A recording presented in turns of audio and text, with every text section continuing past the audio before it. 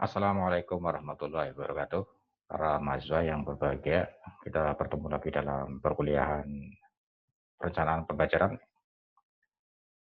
Ya, jangan lupa selalu mengenakan masker setiap kita keluar dari rumah ya, demi kesehatan dan keselamatan kita bersama.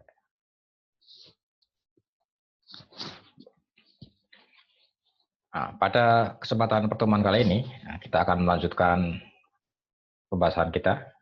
Minggu lalu kita sudah membahas tentang salah satu unsur ya dalam perencanaan pembelajaran, yaitu unsur tujuan. Nah, pada kesempatan kali ini kita akan bersama-sama membahas tentang unsur yang lain, yaitu unsur materi ya, materi pembelajaran ya. Wah, ini di belakang saya ini ada para supporter saya ini. Wah, keluarga saya ini ya. Ya, ini ada ayah saya ya yang pakai kopiah ini. Kemudian ini yang kecil ini keponakan saya ya, jadi anak dari adik saya ya.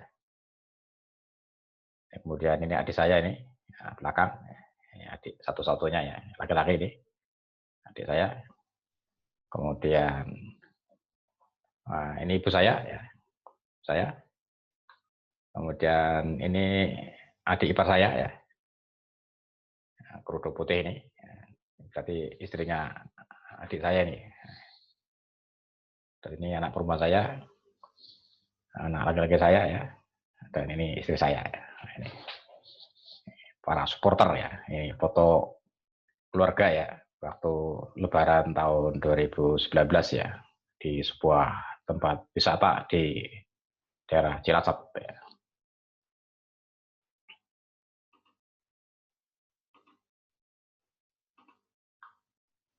Nah, ini materi kita kesempatan kali ini tentang materi ya, pengembangan materi ya, karena bidang kita adalah sejarah ya.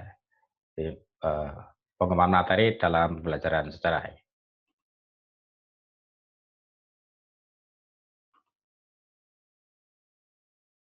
Ya,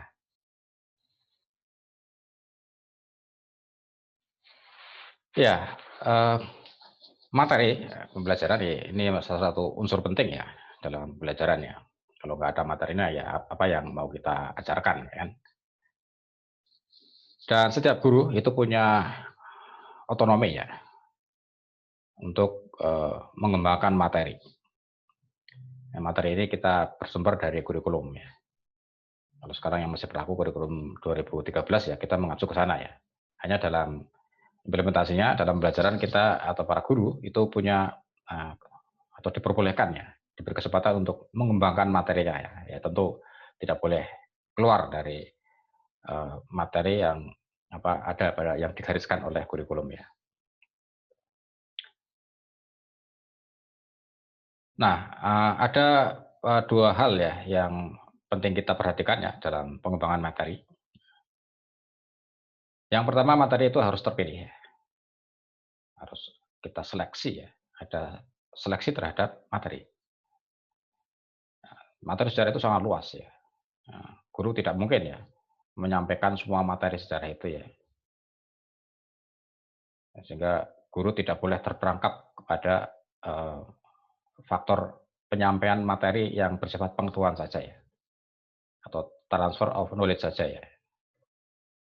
Kalau hanya fokus pada ini saja pun ya tidak akan semua bisa tersampaikan ya, karena begitu banyak, begitu luasnya ya materi tentang sejarah ya. Nah, tapi juga guru harus juga fokus pada transfer of values ya, pewarisan nilai-nilai ya. Karena sejarah ini satu mata pelajaran yang sangat kaya dengan nilai-nilai ya. Pelajaran tentang masa lampau ya, itu bukan sekedar pelajaran tentang pengetahuan, ya, pengetahuan masa lampau, tapi juga di dalamnya banyak terkandung nilai-nilai. Ini yang juga harus kita perhatikan ya, para guru perhatikan ya, bahwa dalam mengajar tidak hanya berhenti pada faktor menyampaikan pengetahuan sejarah ya, tapi juga nilai-nilai sejarah.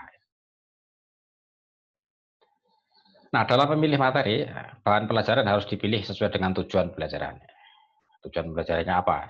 Maka materi yang dipilih juga harus relevan, harus sesuai dengan tujuan pembelajaran itu. Misalnya tujuan belajarnya adalah siswa dapat memberi penjelasan ya tentang ciri-ciri kehidupan manusia purba. Ya. Ini tujuannya misalnya.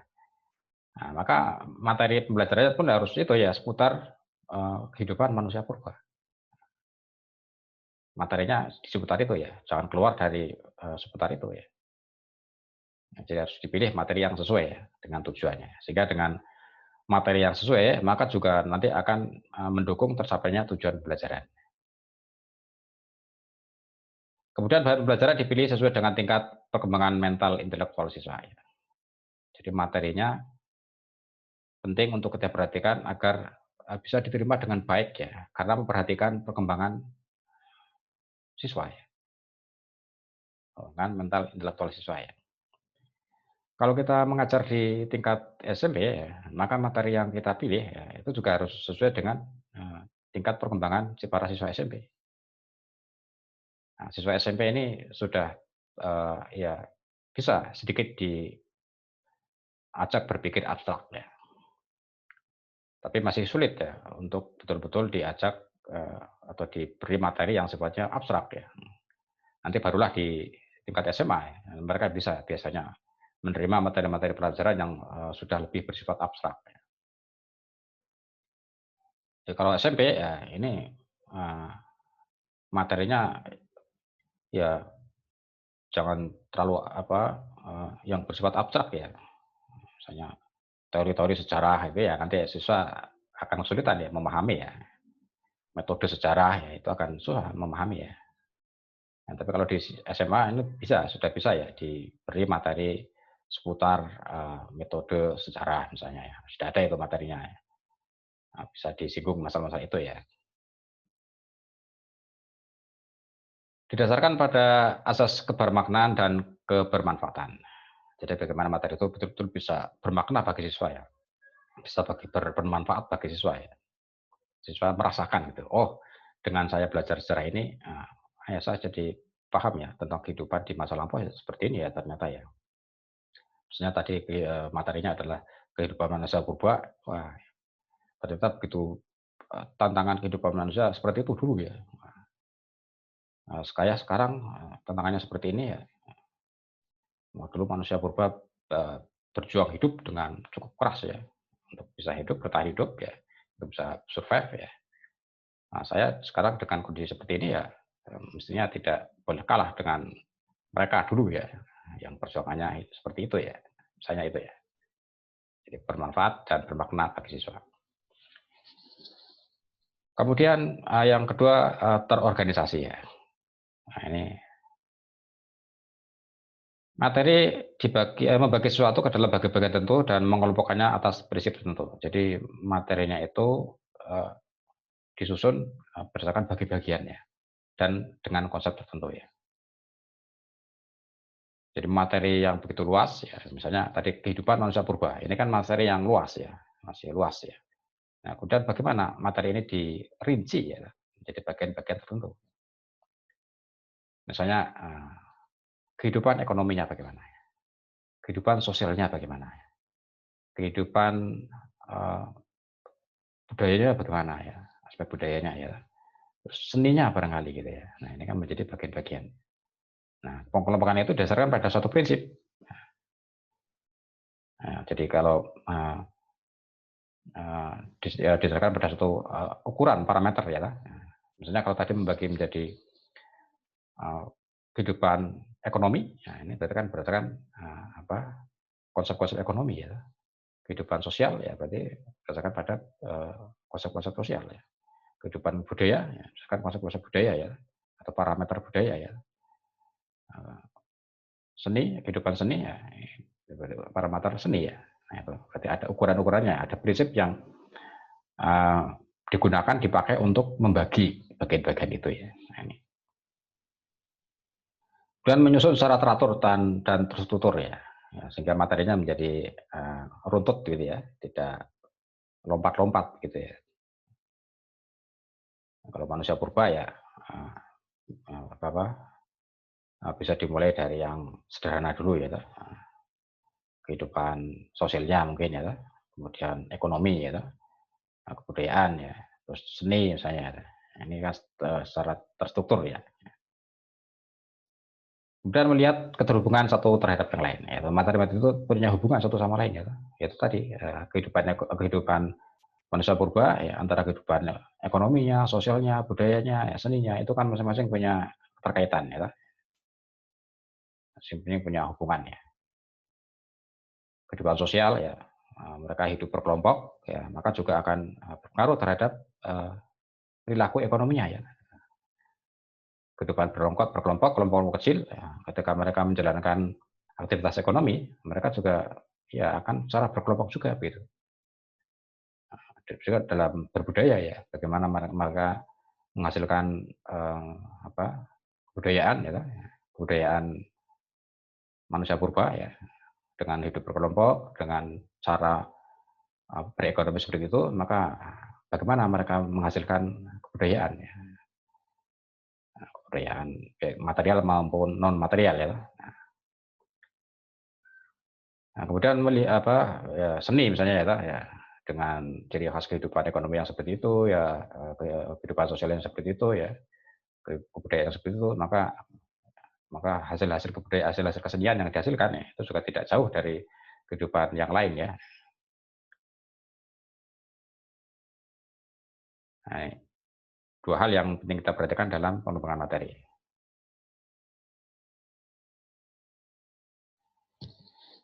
Nah, ya, guru tidak hanya sebatas menyampaikan materi, tapi juga lebih penting lagi adalah melakukan transfer of values ya, mewariskan nilai-nilai, warisan nilai ya.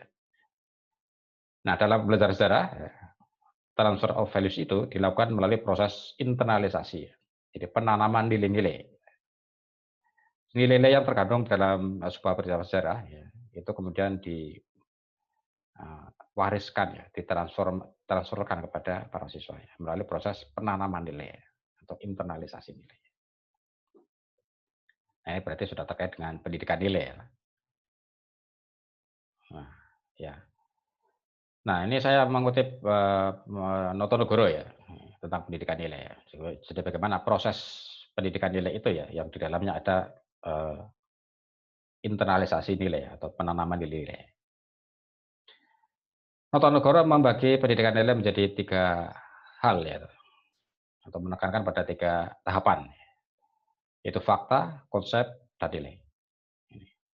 Jadi untuk menuju ke penanaman nilai ya tidak langsung begitu saja ya, tapi ada tahapannya. Yang pertama adalah tahapan fakta. Jadi di sini guru menyampaikan fakta ya, baik berupa informasi, data, peristiwa ya, kepada para siswa ya. Jadi fakta-fakta sejarah di masa lalu disampaikan kepada siswa. Misalnya tadi ya, fakta-fakta tentang kehidupan manusia purba. Bagaimana ya, kehidupan ekonominya, kehidupan sosialnya, kehidupan budayanya ya, itu disampaikan, dipaparkan kepada siswa. Ini berarti tahap fakta ya.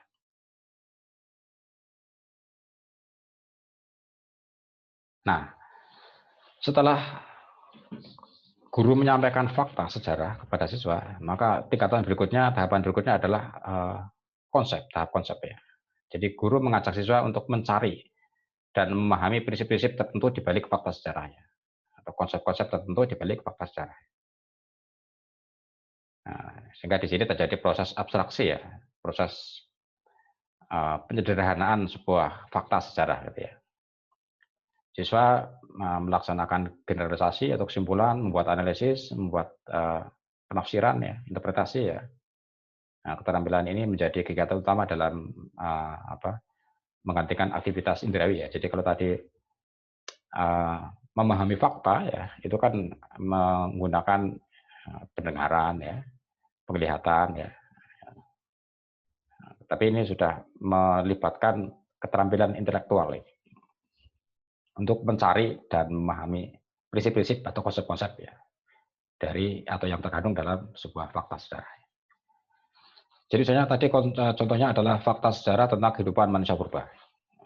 Nah, kemudian konsep apa yang bisa kita atau bisa diambil ya dirumuskan dari kehidupan manusia purba itu. Nah, contoh tadi ya, tentang ciri kehidupan ciri kehidupan manusia purba di bidang ekonomi. Mereka hidup kelompok kecil. Mereka mencari penghidupan secara berkelompok ya, dengan cara berburu, mencari binatang buruan di hutan bersama-sama ya. Kemudian ya hasil buruan itu kemudian dibawa pulang ya, dimakan bersama ya. Dengan alat-alat yang sederhana ya. Ya karena kemampuan teknologinya ya juga masih sederhana ya. Sehingga cara berekonomi mereka juga masih tingkat sederhana. Nah, dengan fakta sejarah seperti itu, maka konsep apa ini yang bisa diambil ya, dirumuskan dari ciri kehidupan manusia purba di bidang ekonomi? Oh, ternyata ini oleh para ahli disebut dengan konsep berburu, fase berburu. Ya. Itu namanya mengambil konsep ya, mencari konsep ya. Nah, kemudian tahapan berikutnya, ya ini sudah tahapan lebih tinggi lagi ya, itu tahapan nilai. Ya, jadi guru mendampingi siswa untuk menemukan makna atau nilai ya di balik fakta dan konsep sejarah ya, yang penting bagi kehidupan para siswa ya. Jadi di dalam fakta sejarah, kemudian ditemukan konsep-konsep, kemudian dari dua hal ini digali nilai apa ya yang bisa ditemukan. Ya, misalnya tadi dengan ciri kehidupan ekonomi manusia purba yang hidup berkelompok, ya, kemudian dengan peralatan sederhana, mencari makanan di hutan dengan berburu, ya. Wah, ini nilai-nilai apa ini yang bisa digali ya? Wah, mereka hidup berkelompok, ya, berarti kan ini nilai sosial ini ya, ini nilai sosial ya, nilai hidup guyup, nilai hidup kebersamaan ya. Nah, ini. Terus mereka untuk mencari buruan di hutan itu kan tidak mudah ya, butuh perjuangan yang keras ya kan. Nah, itu berarti nilainya apa ini? Wah, nilai kerja keras ya, pantang menyerah misalnya. Sebelum pulang membawa hasil ya, tidak akan pulang misalnya.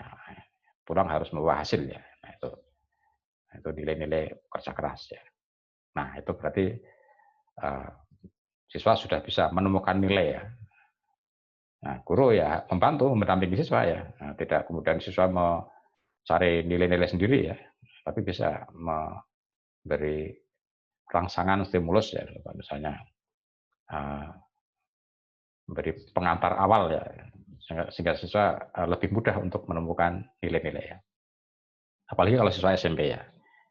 Kalau SMP mungkin bisa ya, silakan. Anda dengan peristiwa sejarah seperti itu ada kali nilai-nilai ya. Mungkin siswa SMA sudah bisa ya, karena siswa SMA ini sudah bisa berpikir abstrak ya. Ya karena nilai-nilai itu sesuatu yang abstrak ya. Nah, sehingga lebih mudah bagi siswa SMP, SMA untuk menggali nilai-nilai. Ya kalau siswa SMP mungkin ya bisa ya, tapi masih kesulitan ya, sehingga perlu pendampingan yang lebih intensif ya dari para guru ya. Nah, atau para guru bisa membimbing ya, atau dalam bahasa Jawanya ya nanting gitu ya, nanting siswa agar bisa menemukan nilai-nilai ya. Memancing siswa agar bisa menemukan sebuah nilai dalam fakta sejarah. Nah, setelah siswa menemukan nilai inilah, kemudian nilai-nilai itu akan ditanamkan ke dalam dirinya ya. Atau guru mendorong siswa agar nilai-nilai itu ditanamkan dalam dirinya ya, menjadi pedoman bagi hidupnya ya. Sehingga dengan siswa menemukan nilai itu, siswa akan terus berusaha membangun kebersamaan ya, berusaha untuk bekerja keras ya, sebagaimana dulu manusia purba juga begitu ya, itu berarti menanamkan nilai-nilai. Nah, itu berarti sudah terjadi proses internalisasi nilai. Ya, baiklah. Nah, ini kemudian bahan atau materi ya, atau konten ya, isi dari materi pembelajarannya ya. Materi di organisasi berdasarkan skop ya, ruang lingkup ya, dan juga sequence atau urutannya. Jadi, ruang lingkupnya apa? Terus kemudian disusun secara runtut ya, secara sequence ya.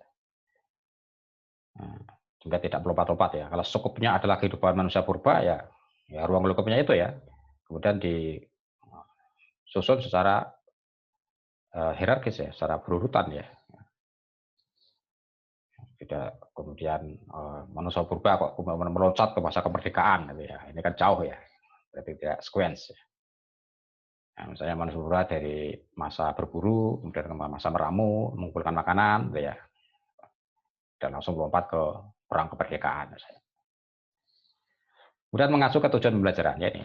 Acuannya adalah tujuan pembelajaran. Agar apa? Agar tujuan pembelajaran tercapai ya. Nah, dengan materi yang diberikan itu maka akan tercapai tujuan pembelajaran. Melibatkan substansi materi, materi proses, dan values ya itu tadi ya. Nah, materinya apa, fakta sejarahnya apa ya, prosesnya bagaimana ya. Nah, terus nilai-nilai apa yang terkandung di dalamnya. Kemudian dilengkapi dengan sumber-sumber ya. Nah, ini jangan lupa ya. Sumbernya harus dari mana nih? Ada sumbernya ya, buku ya. Terus juga bisa benda-benda ya atau artefak ya. Bisa juga dari sumber elektronik ya. Sumbernya jelas nih sehingga bisa dipertanggungjawabkan. Kemudian pendekatan dan pengorganisasian materi. Ya. Pada pembelajaran sejarah terdapat 3 hal yang perlu dilakukan ya dalam pendekatan dan pengorganisasian materi ya. Yang pertama, membantu siswa mengkaji persoalan dan ungkapan yang berhubungan dengan sejarah. Jadi mengkaji persoalan sejarah ya. Persoalan apa yang muncul ya dalam peristiwa sejarah ya. Kemudian memperkenalkan dan memperkuat pemahaman ya. Jadi setelah mengenali, mengkaji ya, kemudian memahami ya. Serta keahlian dan menentukan urutan secara kronologis ya. Ya harus kronologis ya. Urutan peristiwanya harus runtut ya. Mendorong siswa untuk mengetahui lebih banyak ya. Jadi dengan materi itu siswa akan terangsang ya, terpacu untuk mengetahui lebih banyak ya. Karena tidak mungkin semua materi diajarkan di kelas ya. Nah, tapi hanya dengan misalnya materi yang terbatas di dalam kelas ya siswa justru terdorong untuk mencari tahu lebih banyak ya. Nah, itu materi yang seperti itu akan baik ya. Materi yang mendorong siswa untuk memacu, mendorong mereka untuk mencari tahu lebih banyak ya. Pengajaran sejarah menekankan aspek prosesual yang berpengaruh pada masa ini. Jadi proses, aspek proses gitu. Nah, ini biasanya kalau dalam ruang lingkup sejarah ya proses masa lalu ya berpengaruh terhadap masa kini ya, dan juga akan berpengaruh terhadap masa depan ya. Pijakannya adalah masa kini ya, sehingga pembelajaran sejarah menjadi kontekstual ya. Ya, kehidupan masa kini kemudian menghubungkannya dengan kehidupan di masa lampau ya, merefleksikannya dengan kehidupan yang akan datang itu bagaimana ya, prosesual. Para siswa belajar tentang masa lalu untuk memahami apa yang sedang dialaminya dalam kejadian ini. Ya nih masih seputar kontekstual ya. Pelajaran sejarah ditekankan pada pendekatan etis ya, dengan perspektif deskriptif prosesual ya, agar siswa menyadari terdapat lingkungan yang lebih luas tentang pengetahuan dan pemahamannya terhadap masa lalu. Jadi pendekatan etik ini ya, etik ya. Jadi mungkin peristiwa sejarah itu bersifat ruang lingkupnya sempit ya, lokal ya.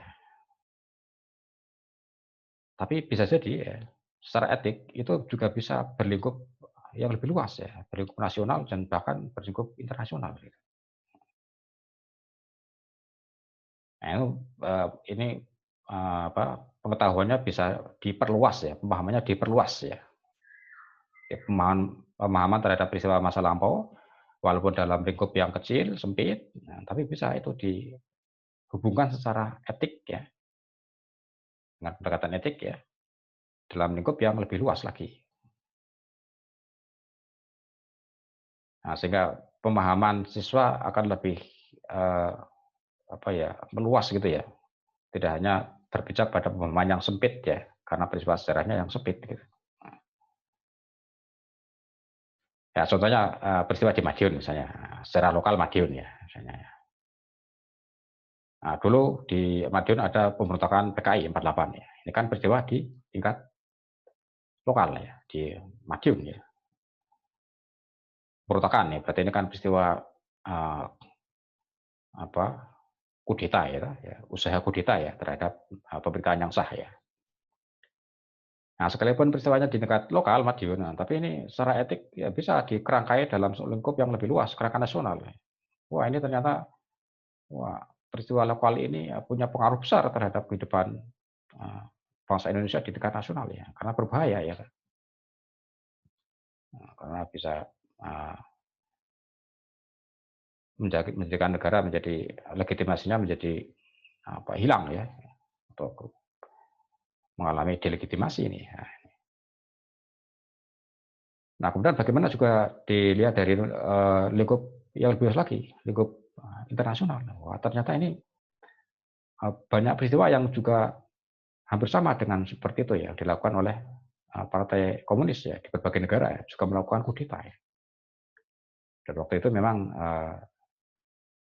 posisi ideologis partai komunis di berbagai belahan dunia masih kuat ya, sedang kuat-kuatnya ya, yang dipelopori oleh Uni Soviet ya. Ternyata peristiwa Madiun juga punya hubungan ya dengan Uni Soviet ya, karena Musso ya, aktor di balik peristiwa itu ya, ternyata ya baru saja pulang dari Moskow ya, pulang ke Indonesia ya, ternyata kemudian menggerakkan pemberontakan di sini. Wah, ini berarti ternyata lingkupnya sempit, Madiun punya keterkaitan dengan dunia internasional ini ternyata. Nah,